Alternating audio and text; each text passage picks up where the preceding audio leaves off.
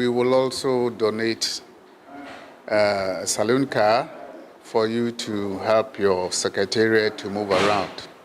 The managing director of Zvani Group Limited underscored the need for other corporate organizations to support the cause of preserving Africa's heritage. I'm very convinced that Professor Yanka is making an impact with this heritage museum, because our future is linked to our heritage and our future for development is linked to our past.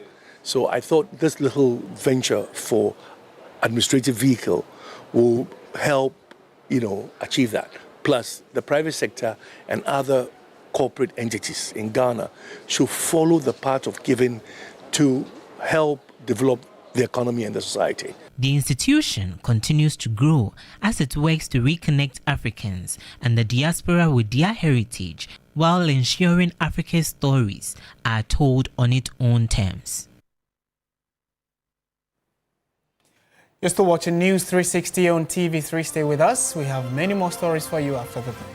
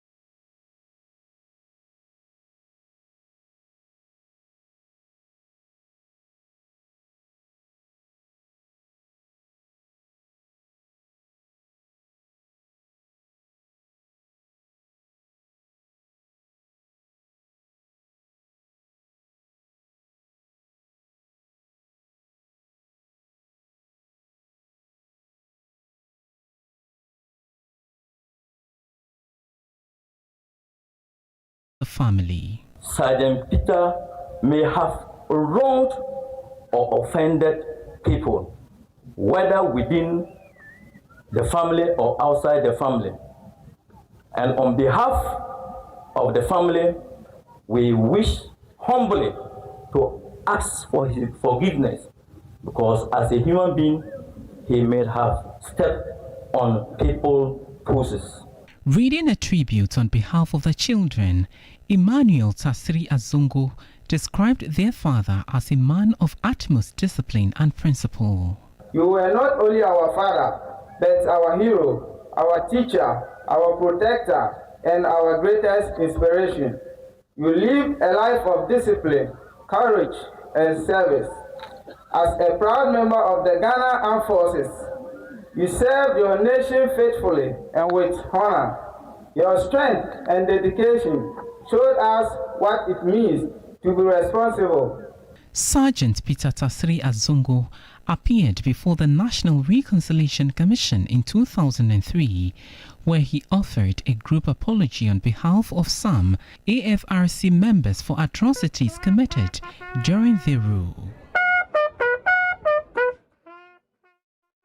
May his soul rest in peace. Now, caterers under the Ghana School Feeding Program are undergoing nationwide practical training aimed at improving the quality and safety of meals served to school children. This exercise is also to sharpen their skills in food preparation, hygiene, and nutrition. The exercise is designed to help the caterers better understand the nutritional value of the meals they prepare and the correct portion sizes based on school enrollment. We've made everybody to understand that the children that we are cooking for are our own children. We don't have to prepare food that we ourselves will not want to eat and go and give it to them. If you can cook for them, you should be able to eat that food. But in time past, we all saw videos and pictures that were peddled around as to what kind of food was prepared for the children. You cannot say same today. The School Feeding Program National Coordinator says they will continue with unannounced monitoring to help maintain standards and improve food quality across beneficiary schools. When we are going to monitor, we go unannounced. I started with that. I'm continuing with it until I leave Ghana School Feeding Secretariat. I will continue to do that. That is the only way we can put the caterers on their toes. Each region operates approved menus tailored to locally available foods. The program is encouraging the use of locally produced food items to improve nutrition while supporting local farmers. These food stuff, when they are in abundance, we expect that we use that one to cook for the children. We try as much as possible to use our local spices so that we don't have to use spices that we don't even know what is made up of. So we encourage them to use that, depending on what you grow around your catchment area. On payment, the National Coordinator assured caterers of timely disbursement of funds. The Ghana School Feeding Program says the training will continue nationwide as part of efforts to sustain improved standards and deliver nutritious hot meals to school children every school day. Many health facilities in the Upper East region are struggling to meet the requirement of having at least one nurse or a midwife on site due to a severe shortage of critical health staff. According to the Upper East Regional President of the Union, Professional Nurses and Midwives of Ghana, Apandago Mohamed Musa, the shortage is not just about numbers, but also about the uneven distribution of nurses and midwives. Our Upper East Regional Correspondent Tanko Mohamed Rabiu takes us the story. The Upper East region has about 4,000 nurses and midwives in active service, which is inadequate to meet the nurse-patient ratio. Reports indicate that 74,000 trained health workers, including nurses and midwives, remain unemployed, with this number potentially rising to 180,000 by 2028 if the situation isn't addressed. The coverage of skilled delivery, a crucial indicator of maternal care, declined from 60.6% in 2023 to 55.3% in 2024 and continued into 2025, a sharp reversal that's concerning due to the shortage of critical health staff. The Upper East Regional President of the Union of Professional Nurses and Midwives Ghana expressed concern about the security situation in the region and its impact on health workers. Investment must be made so that health professionals are motivated to work in areas where they are most needed. Stakeholders must ensure that all health workers, especially those in precarious and insecure districts in the region,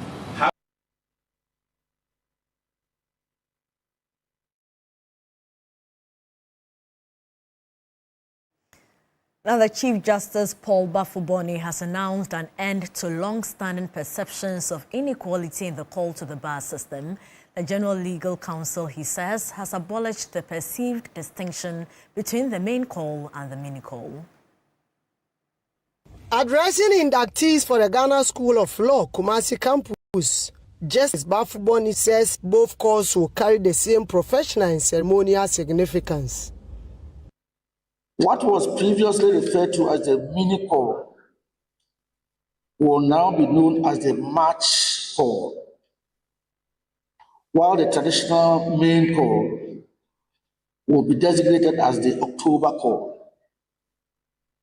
Candidates who satisfy the prescribed requirements may apply for either call without stigma, without artificial distinction, and without prejudice. The Chief Justice also hinted at the possibility of holding call ceremonies in Kumasi to ease pressure on students who traditionally travel to Accra. He reminded the students that the journey into the legal profession demands more than academic brilliance.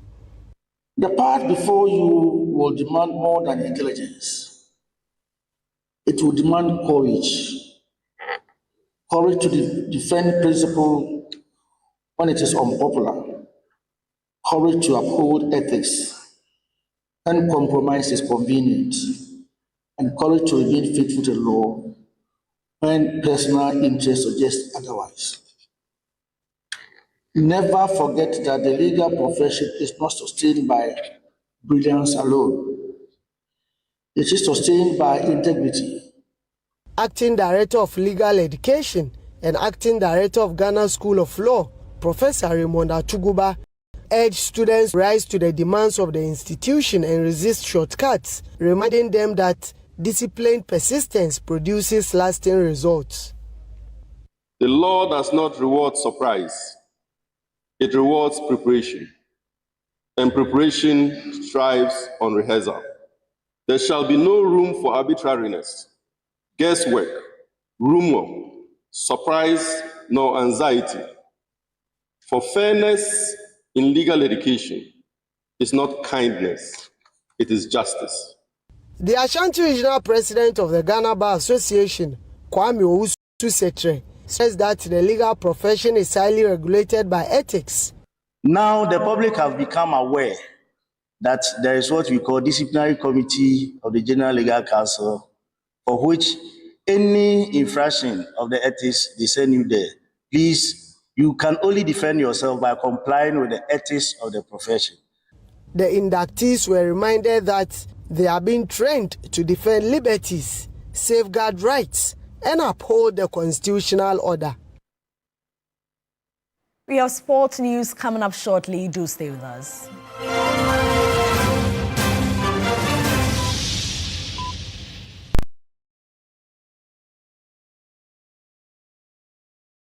When you are going to buy a pen, don't look left, don't look right. Go straight and grab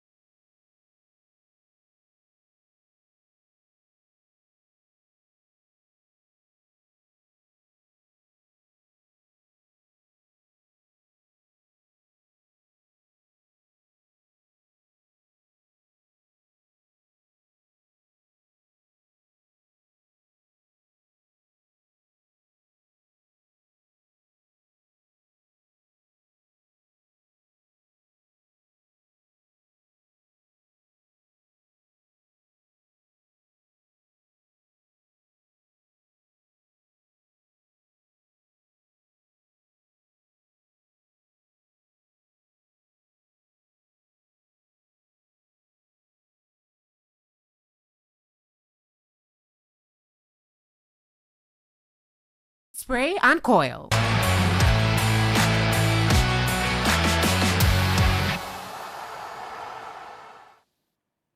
Welcome back to News 360. Let's do sports now. And with about 4 months before the start of the 2026 World Cup, Black Stars goalkeeper trainer Fatau Dauda says he is monitoring some goalkeepers before the competition kicks off. Dauda, who represented the Black Stars at the 2014 World Cup, adds that Ghana's upcoming friendly games against Germany, Austria and Mexico will provide a fair assessment of the team's progress. Departments, so far, those guys are doing well in their clubs. They are playing week in, week out, which is very important. I keep in touch with them anytime, and we have some potential guys too who are also doing well. I'm monitoring them. So I think, God willing, we'll have more options because we are going to the World Cup. We have about 4 months. Anything can happen at any time. So when you are monitoring, you need to open the chance so that anytime we can have options. But I think so far so good. Those guys who are in the team before are doing well in their clubs, so that is the most important thing. So I keep in touch with them, and then we share ideas how they can stay sharp. Well, that's 2 high-profile games. They will all qualify for the World Cup, and it's a good test for us as technical team and then as for the players too. So we look forward for that games. That game can give us idea how we should go about our preparation. So it's part of the preparation. So we are waiting for their games. Let's turn attention to the English Premier League, where Chelsea's chances of Champions League qualification were dented as Burnley snatched a 1-1 draw at Stamford Bridge. The Blues climbed into the Premier League's top 4 only on goal difference after they paid for failing to build on João Pedro's 4th-minute opener. That's it for sports on News 360. Entertainment is up next. Entertainment news segment is brought to you by GTP Lifestyle and Napa Foods. Heaven Black Insecticide Spray and Coil, powered by 3 Entertainment.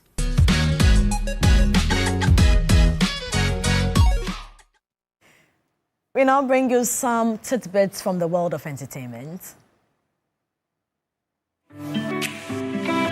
Ghanaian singer Jackie has paid tribute to late highlife legend Ebo Taylor during an interview on Focus on Africa.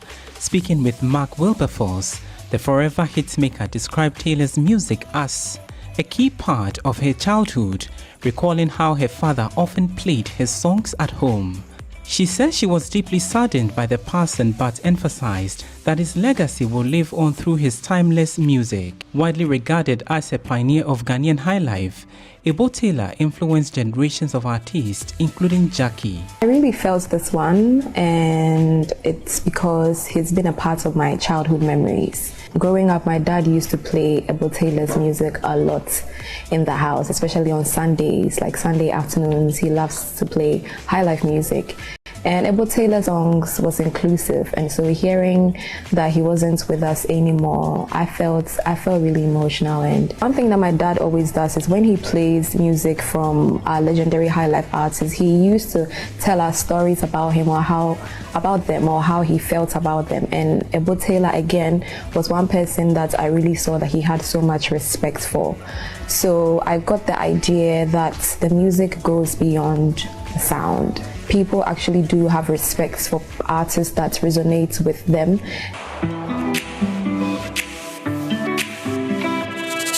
Every night and day, everywhere I go.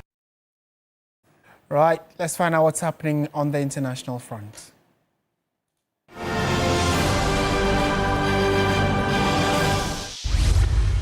US President Donald Trump has increased tariffs to 15%.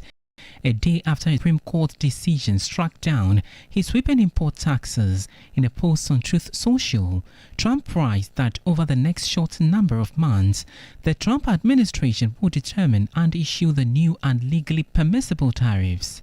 On Friday, the president said the Supreme Court's decision to strike down his sweeping tariffs deeply disappointing. With a 6-3 majority, the court ruled Trump exceeding his authority when he imposed tariffs via a law reserved for national emergencies. They say he needs congregational approval to impose taxes on imports. The United United Nations World Programme WFP is sounding the alarm that its life-saving emergency food and nutrition assistance in Somalia is at imminent risk of grinding to a halt without new immediate funding commitments.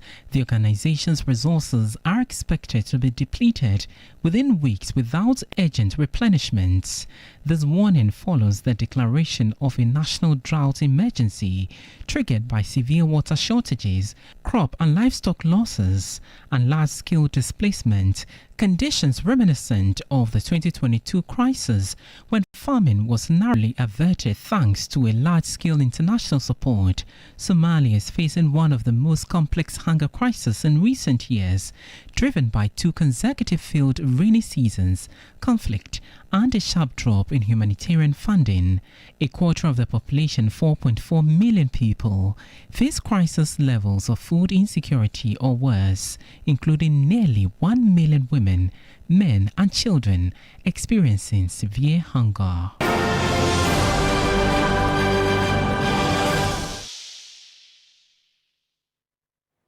It's always a pleasure coming your way with News 360. Thank you so much for watching. Just after News 360, we're bringing you Just Us. Is it Just Us? Just Us Tonight. Just Us Tonight with Nashoko. So do make a date. My name is Martin Asiedu Date. And I am Portia Gabo. Good evening.